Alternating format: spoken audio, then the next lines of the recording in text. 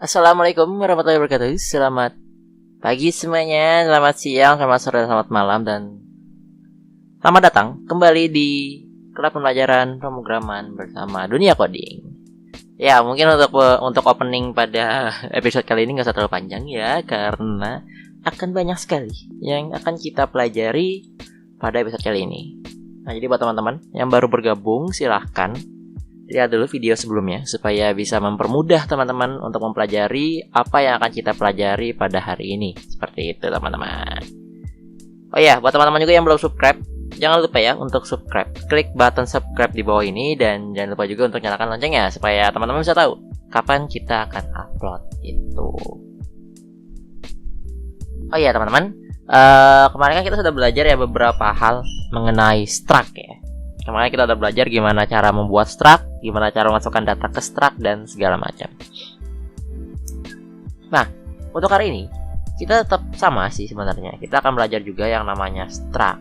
Cuman yang berbeda, di sini kita akan belajar bisa dibilang lebih dalam lagi ya mengenai struct. Lebih dalam lagi apa tuh? Jadi di sini kita akan mencoba untuk belajar yang namanya itu nested struct teman-teman, atau nesting struct. Jadi bisa dibilang ada struct di dalamnya struct gitu. Misalkan gimana? Nah, maksudnya gimana? Jadi kan kemarin kita udah belajar tentang apa itu struct.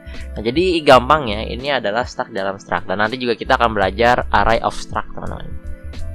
Nah, yang pertama seperti biasa ya, kita langsung saja dipraktekkan saja biar teman-teman bisa lebih mudah mengerti ya. Mungkin di sini kita akan belajar dulu yang namanya nesting struct. Nesting struct itu seperti struct di dalam struct gitu. Seperti biasa, kita pertama buat dulu IOStream-nya ya. IOStream. Oh iya, di save dulu. Ini salah aku cara nge-save-nya. .cpp neststruct .cpp. Nah, jangan lupa ya, copy save itu .cpp. Kita buat dulu IOStream-nya, terus kita buat juga namespace std-nya gitu. Nah, terus kita buat main program. Nah, di sini misalkan gimana contohnya kalau misalkan kita ingin menggunakan nested struct. Nah, jika kita ingin menggunakan nested struct dan biasanya nested struct itu atau nesting struct digunakan kalau misalkan kita membutuhkan struct di dalam struct. Misalkan di sini aku mau buat dulu deh satu struct gitu. Struct siswa. Struct. Nah, aku pengen buat dulu namanya struct siswa gitu. Siswa itu biasanya memiliki nama kan biasanya. Struct itu biasanya memiliki nama. Misalkan nama itu siswa itu biasanya memiliki name. Berarti kita pakai apa ya? Pakai integer aja nggak apa-apa. Name. Terus dia biasanya memiliki nama, berarti kita pakai string. Nama. Lalu biasanya dia juga memiliki, ini aja deh. Misalkan contohnya ini aja. Misalkan kita mempunyai sebuah struct siswa yang di dalamnya itu ada name dan ada nama. Terus di sini kita membuat lagi nih. Kita membuat lagi struct. Misalkan struct-nya untuk universitas misal. Jadi kita sudah punya dua struct misalkan. Ini untuk program sekolah misalkan ya. Misalkan kita kasusnya di sini ingin membuat sebuah program sekolah. Nah, di sini kita punya sebuah struct, itu struct siswa, dan di dalam struct terus di sini kita juga punya lagi nih struct universitas misalkan. Universitas misalnya punya apa? Biasanya kan universitas punya ID atau ID. Pokoknya ID-nya bisa digunakan untuk ID dari universitasnya kan. Biasanya seperti itu kan. Nah, sebagai contoh misalkan di sini universitas punya ID sama punya nama universitas misalkan. String nama gitu. Nah, di sini kita udah punya yang namanya dua struct nih. Ada struct siswa sama struct universitas misalkan. Nah, universitas memiliki ID sama nama. Apalagi yang dimiliki universitas. Nah, biasanya kan universitas itu memiliki siswa di dalamnya. Nah, kalau misalkan nih kita ingin membuat struct universitas, berarti kan cocok kalau di dalamnya ada siswa. Betul kan?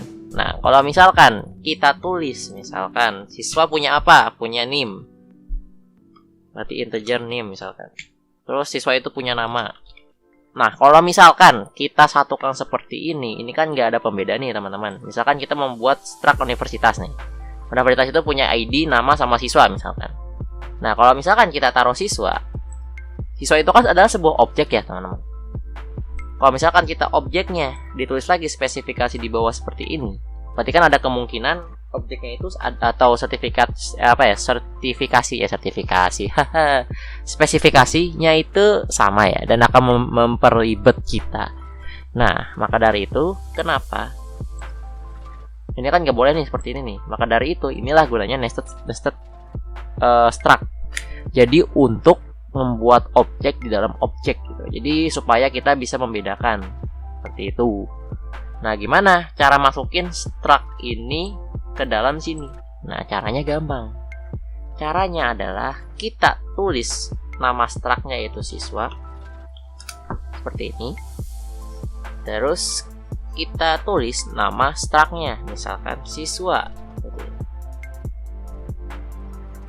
Nah, ini ketika kita compile, maka struct yang ini akan masuk ke dalam sini. Dan cara bacanya seperti ini teman-teman.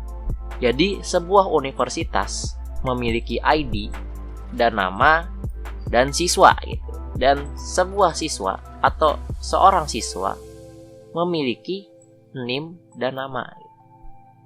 Jadi bisa dibilang kita membuat sebuah objek dan dimasukkan ke dalam objek gitu. Jadi ada dua objek di sini. Ada struct universitas sama struct siswa.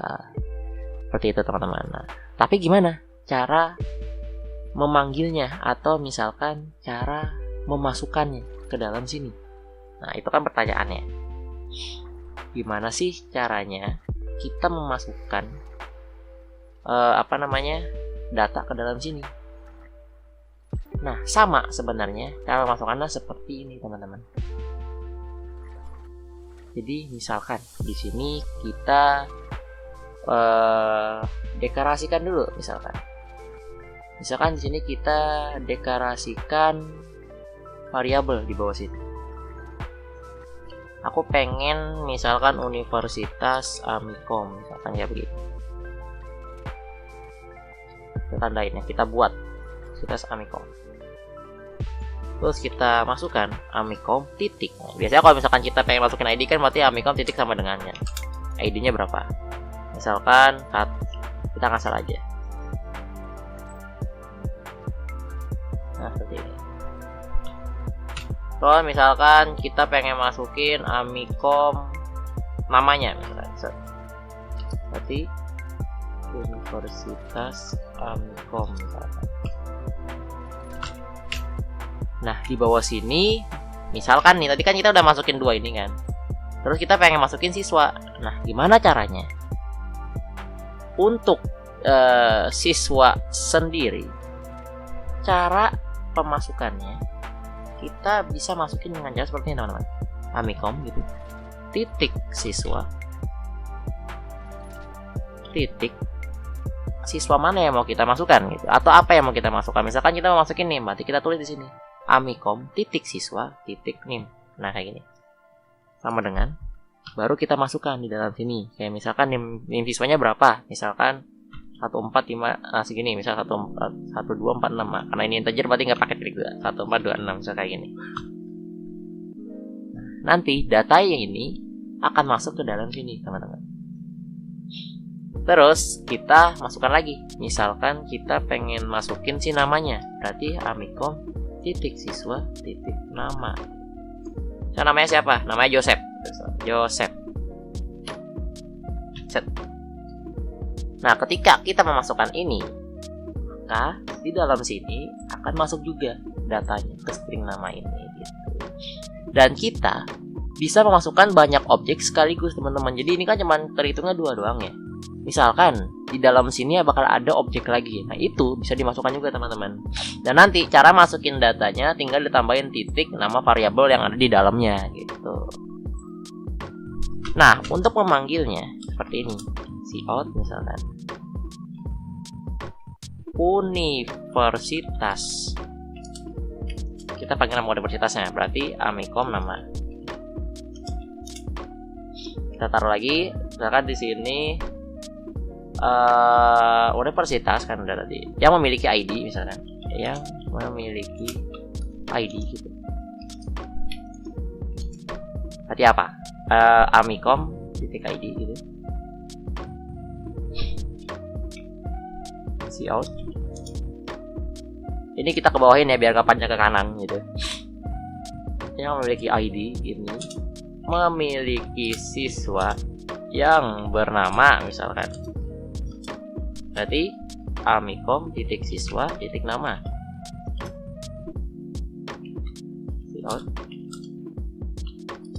Dengan NIM amikom titik siswa titik NIM.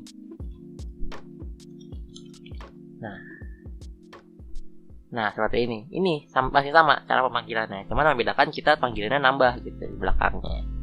Dan nanti ketika kita jalankan di CMD, CD dokumen, CD, nggak usah CD, Nestruct. Nah, panggil semua. Jadi universitas bla bla bla bla yang memiliki ID bla bla bla bla memiliki siswa yang bernama Joseph dengan NIM 1426. Nah, jadi seperti itu teman-teman cara menggunakan yang bisa dibilang nested struct. Nah, mungkin ini yang bisa kita pelajari ya untuk hari ini dan minggu depan atau mungkin hari Rabu atau di episode berikutnya kita akan mempelajari yang namanya itu array of struct. Jadi gimana caranya kita membuat struct ini sebagai array.